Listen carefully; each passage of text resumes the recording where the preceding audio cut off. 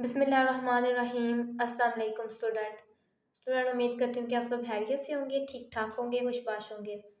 Dear student, आज हम पढ़ेंगे क्लास 9th की केमिस्ट्री के बारे में। इसका सेकंड चैप्टर जो कि हमारा कंप्लीट हो गया था और उसके शॉर्ट क्वेश्चंस हमारे रहते थे जिनके एमसीक्यूज़ के बारे में हमने कल पढ़ लिया था। तो आज हम पढ़ेंगे इसके शॉर्ट क्वेश्चंस के बारे में।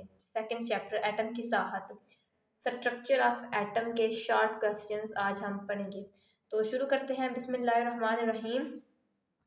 फर्स्ट क्वेश्चन है जी, इसका एटम के बारे में ये क्यों कहा जाता है कि इसका तकरीबन सारा मास न्यूक्लियस के अंदर मौजूद होता है।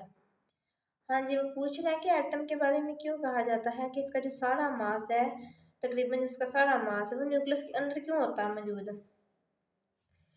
तो इसका जवाब है दोनों भारी पार्टिकल्स प्रोटॉन्स और न्यूट्रॉन्स न्यूक्लियस में मौजूद होते हैं, इसलिए कहा जाता है कि एटम का सारा तकरीबन सारा मास न्यूक्लियस में होता है। हाँ जी, यहाँ वो कह रहे हैं कि दोनों भारी पार्टिकल्स प्रोटॉन और न्यूट्रॉन्स, न्यूक्लियस जो इलेक्ट्रॉन्स होते हैं वो न्यूक्लियस के गिर्द घूमते हैं, जबकि जो प्रोटॉन्स और न्यूट्रॉन्स होते हैं ना वो न्यूक्लियस के अंदर होते हैं, यानी कि न्यूक्लियस में मौजूद होते हैं। तो जो इलेक्ट्रॉन्स होते हैं उनका मास जो होता है वो हल्का होता है, इस वजह से वो न्यूक्लियस के बाहर गर्दिश करते हैं, न्यूक्लियस के बाहर घूमते हैं, जबकि प्रोटॉन्स और न्यूट्रॉन्स वो न्यूक्लियस में मौजूद होते हैं, वो भारी पार्टिकल्स होते हैं। और इस वजह से इन दोनों पार्टिकल की वजह से, जबकि वो न्यूक्लियस के अंदर मौजूद होते हैं, प्रोटॉन्स और न्यूट्रॉन्स न्यूक्लियस के में मौजूद होते हैं। तो इस वजह से कहा जाता है कि एटम का सारा मास तकरीबन न्यूक्लियस में होता है। सेकेंड है इसका जी, एलिमेंट्स एक दूसरे से मुख्तलिफ क्यों है। जवाब है एलिमेंट्स एक दूसरे से मुख्तलिफ होते हैं क्योंकि एक एलिमेंट के एटम्स दूसरे एलिमेंट के एटम्स से मुख्तलिफ होते हैं और उनमें बुनियादी पार्टिकल्स की तादाद भी मुख्तलिफ होती है। हाँ जी, वो कह रहे हैं कि एलिमेंट्स एक दूसरे से इस वजह से मुख्तलिफ होते हैं क्योंकि एक एलिमेंट की एटम्स, यानी कि एक एलिमेंट है उसका जो एटम है वो दूसरे एलिमेंट के एटम से मुख्तलिफ है, उनमें पार्टिकल्स की तादाद, यानी कि किसी में न्यूट्रॉन्स की तादाद ज़्यादा होती है, किसी में इलेक्ट्रॉन्स की या किसी में प्रोटॉन्स की तादाद ज़्यादा होती है। अगर हम बात करें हाइड्रोजन और के बारे में, तो उसमें न्यूट्रॉन्स और प्रोटॉन्स की तादाद ज़्यादा होगी, दूसरे किसी एलिमेंट्स में कम होगी, जैसे कि हीलियम को ले लें। तो इस वजह से वो कहते हैं कि इनमें जो एक एलिमेंट का एटम है ना, वो एक एलिमेंट के एटम्स दूसरे एलिमेंट के एटम से मुख्तलिफ होते हैं, डिफरेंट होते हैं, क्योंकि इनमें जो पार्टिकल्स यानी कि इलेक्ट्रॉन्स प्रोटॉन्स और न्यूट्रॉन्स की जो तादाद होती है ना एक दूसरे से मुख्तलिफ होती है, किसी में कम होती है किसी में ज़्यादा होती है, इसी वजह से जो एलिमेंट होते हैं एक दूसरे से मुख्तलिफ होते हैं। थर्ड पे है बिस्मिथ, 210 और 83 में कितने न्यूट्रॉन्स मौजूद होते हैं। हाँ जी, बिस्मिथ।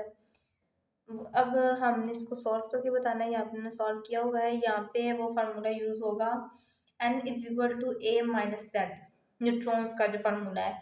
यहाँ हमने न्यूट्रॉन्स की तादाद मालूम करनी है, तो हम वो जो फार्मूला पीछे हमें बताया है जहाँ पे हमने एटॉमिक नंबर एटॉमिक मास के बारे में हमने पढ़ा था, उस टॉपिक की वीडियो मैंने अपलोड की हुई है। वहाँ पे मैंने बताया था कि वहाँ पे फार्मूला है n=a-z, जहाँ पे a है, ये ऊपर जो 210 है वो a है, यानी कि एटॉमिक मास है, जबकि नीचे जो 83 है ये एटॉमिक नंबर है। अगर हम n=a-z का फार्मूला यहाँ पे यूज़ करेंगे, फार्मूला वही यूज़ होता है, तो वहाँ पे जो a है ना वो एटॉमिक मास है। तो जब भी हमें न्यूट्रॉन्स जो यानी कि मालूम करने हो कि इसमें कितने न्यूट्रॉन्स मौजूद होते हैं, किसी भी चीज़ के बारे में जब हम न्यूट्रॉन्स की तादाद का पता चलाना हो, तो वो हम जो ऊपर वाला जो मास नंबर है ना, यानी कि ऊपर वाले से नीचे वाले को माइनस करते हैं। यहाँ पे ए है जो वो है मास नंबर, और जो 83 है ना वो एटॉमिक नंबर है। मास नंबर में से हम एटॉमिक नंबर को माइनस करेंगे तो हमारे पास न्यूट्रॉन्स की तादाद 127 आएगी। बिस्मिथ में न्यूट्रॉन्स की तादाद 127 है। हाँ जी, फोर्थ पे है ट्राटियम H31 रेडियो एक्टिव एलिमेंट क्यों कहलाता है। वो आइसोटोप जो एनर्जी खारिज करता है रेडियो एक्टिव आइसोटोप कहलाता है। ट्राटियम एक रेडियो एक्टिव आइसोटोप है क्योंकि ये रेडिएशन खारिज करता है। हाँ जी, वो कहते हैं वो आइसोटोप जो एनर्जी यानी कि रेडिएशन खारिज करता है।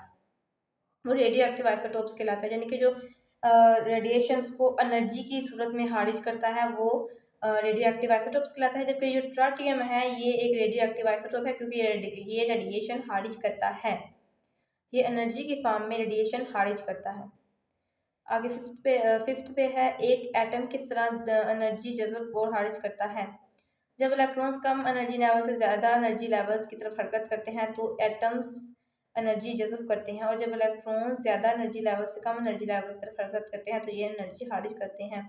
हाँ जी, वो कहते हैं कि न्यूक्लियस के ये जो शेल हैं, जो शेल हैं, जब सबसे निचला शेल जो होता है वो अगर ऊपर जाने की कोशिश करें, यानी कि ऊपर के लेवल की तरफ जाने की कोशिश करें, तो वो नीचे से वो एनर्जी जज़ब करके ऊपर की तरफ जाता है, यानी कि कम एनर्जी लेवल से ज़्यादा एनर्जी लेवल की तरफ जाता है। और जब वो ऊपर से नीचे आता है, यानी कि ऊपर से वापस वो पिछले लेवल की तरफ आना चाहता है, तो वो ऊपर से एनर्जी, यानी कि ज़्यादा उसके पास एनर्जी होगी तो वो ज़्यादा एनर्जी यूज़ करके कम एनर्जी लेवल की तरफ आएगा। यानी कि जब इलेक्ट्रॉन्स जो कम एनर्जी, यानी कि कम एनर्जी लेवल से ज़्यादा एनर्जी लेवल की तरफ हरकत करते हैं, तो वो जो एनर्जी जज़ब करते हैं, यानी कम एनर्जी से ज़्यादा ऊपर की तरफ अगर वो जाते हैं तो वो एनर्जी जज़ब करते हैं। जब वो ज़्यादा से कम की तरफ आते हैं ना, तो वो जो एनर्जी उन्होंने जज़ब की होती है उसे वो खारिज करते हैं। तो इसे ग्राउंड स्टेट भी कहते हैं। इस अमल को रोशनी या तवानाई की दूसरी शक्लों के हराज या जज़ब होने के तौर पर दिखाया जाता है। हाँ जी, आज का हमारा टॉपिक था सेकंड चैप्टर के short questions. So I hope so कि जो मैंने आज आपको शॉर्ट क्वेश्चन समझाए हैं आपको समझ आ गए हो, क्योंकि एक एक लाइन की हैं, ज़्यादा टफ तो नहीं है, आपको इजीली रिवाइज भी हो जाएंगे, याद भी हो जाएंगे। सो आई होप सो कि आप लोगों को समझ आ गई हो। दुआओं में याद रखिएगा, मिलते हैं नेक्स्ट वीडियो में, तब तक के लिए अल्लाह हाफिज़।